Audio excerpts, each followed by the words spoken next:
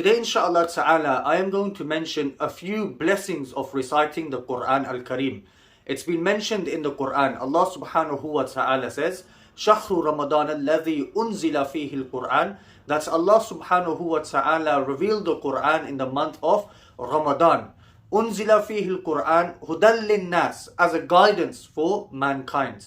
وَبَيِّنَةٍ مِّنَ الْهُدَى وَالْفُرْقَانِ, and also to differentiate between the right path and falsehood. My respected brothers and sisters, we also find in hadith that our Nabi sallallahu alayhi wa alihi wasallam has said, whoever recites a letter of the Quran, that person attains hasanat. How many hasanats? How many rewards? Our Nabi sallallahu alayhi wa alihi wasallam told us that a person who recites a letter of the Quran attains 10 hasanats, 10 good deeds.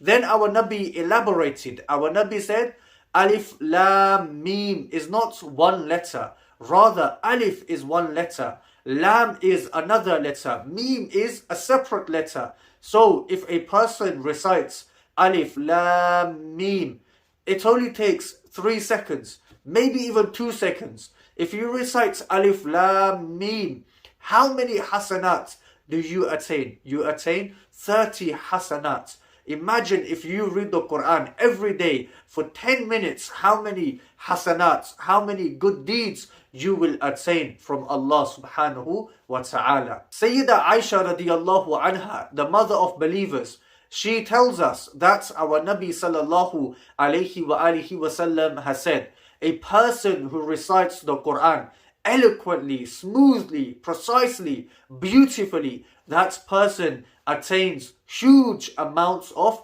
rewards. One of which is that person will be with the angels, the malaika. That person will remain in the company of the angels. But our Nabi sallallahu alayhi wa alihi wasallam further went on to say, on the other hand, a person who does not read the Quran beautifully, but rather struggles and stammers through reading the ayats of the Quran al-Kareem, stumbles whilst reading the Quran, that person attains double the reward of what the person attains in reciting the Quran beautifully. Even if you are not able to recite the Quran beautifully, or you make mistakes, as long as you try and you have the intention, you will attain double the reward of that of a person who recites the Quran beautifully. Also, my respected brothers and sisters, our Nabi sallallahu alayhi wa alihi wasallam